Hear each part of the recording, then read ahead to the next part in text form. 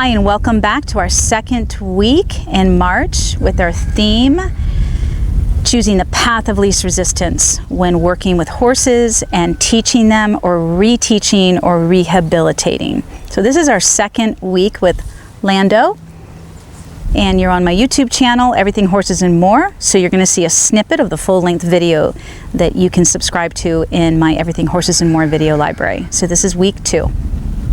And please let me know in the comments area, pick out all the points of path of least resistance. So I want to train your eye, because sometimes things get stressful. It doesn't mean that I'm not choosing the path of least resistance. In my experience, it doesn't mean that I'm not choosing the easiest thing for him, just sometimes it's not easy.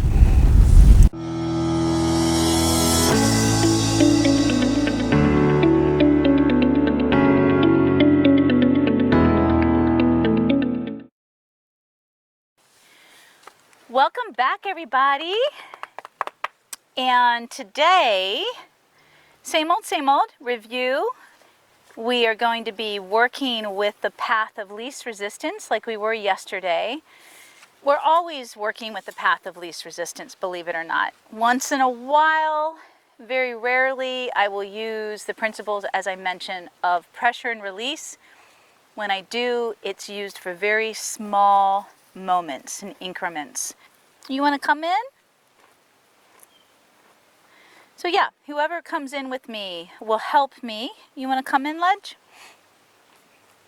It was really cute this morning. I was watching as I was getting ready and making my coffee, watching from my siding glass doors, my big Frisian sport horse, 18 hands, Zor, playing with this guy for about 20 minutes.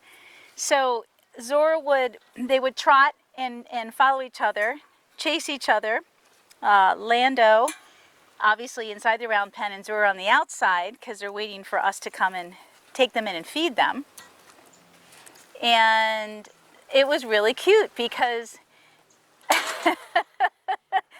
Lando and Zor would sniff and stop, and sniff each other between the fence. And then Zor would pin his ears, and he's so big, he can put his head over the round pen panel. And Lando was rearing. I saw him rearing several times and striking out. And I was horrified, going, oh my God, what if he gets his foot caught in the round pen? And they were right over there. And he'd rear and then go down, and they'd chase each other. And then they'd turn, and then they'd sniff and groom, or Zor would groom him. It was beautiful to see. So this little guy has made a good friend, and the biggest horse, the scariest horse I have. So again, the purpose of bringing one of my horses in here is to help impress upon Lando how wonderful it is to be with people, with me. Whatever I want to do with Lando, I can do with Ledge.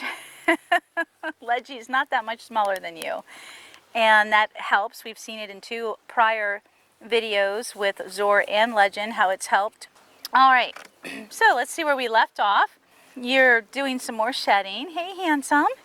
Yeah, and you've got a little bit of sweat. Good boy. Yeah.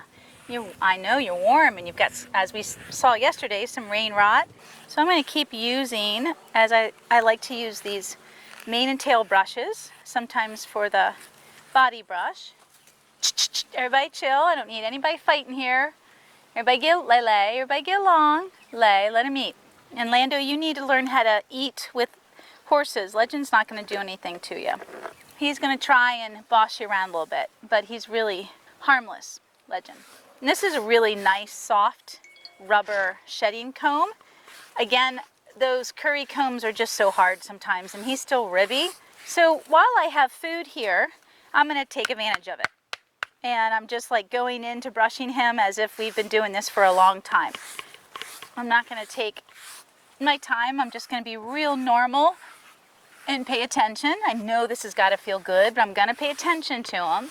I don't want to get too self-assured and end up getting, bothering him and getting him upset with me. You can eat with Legend. You're going to have to figure that out. Oh, you are really get a lot of dander. Rain rot. But this is a soft shedding brush. molds with your hand. Aw, what a cute little body. What a cute little body. And then I just tap it on the back of my brush, something hard, help get the hair off. Good. Yeah, Lay'll eat with you. Leggy, be nice. Lele. Come on. Good boy. Come on. So I think right now I'm going to put him back in a halter just because there's a lot more going on with Legend being here. And remember, every time we add something else, some other stimuli like the cat or a person and now a horse, Lando is going to be a little less confident because he's got to pay attention to too many things. So before it was just me, and now there's another horse, plus another one on the outside, plus Sabrina. This is where, you know, we're just pushing him out of his comfort more and more. Good boy. And this will just help me hold his hand as I put it. Good boy. Hold his hand. Yeah. So come here. Relax into this. Relax. Just relax. I'm going to stay right here till you relax a little bit. Because right now you're just tolerating this. You're not really accepting it. Accepting would be what? Relaxing. Yeah, not being so defensive. Come here. And open up that mouth there. Relax that tongue a little bit. There you go. Relax that jaw. Oh, the neck is so tight again. Oh my gosh. See how I can't move you as much. Here comes the big man. Why aren't I in there eating? Zor says. So bringing the food in was my way of helping him divert his attention, choosing a path of least resistance.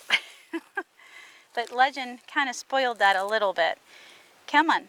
But if we can just get him back to relaxing and eating and being a little preoccupied with the food and not so much about what I'm doing, again, path of least resistance, trying not to make this a big deal.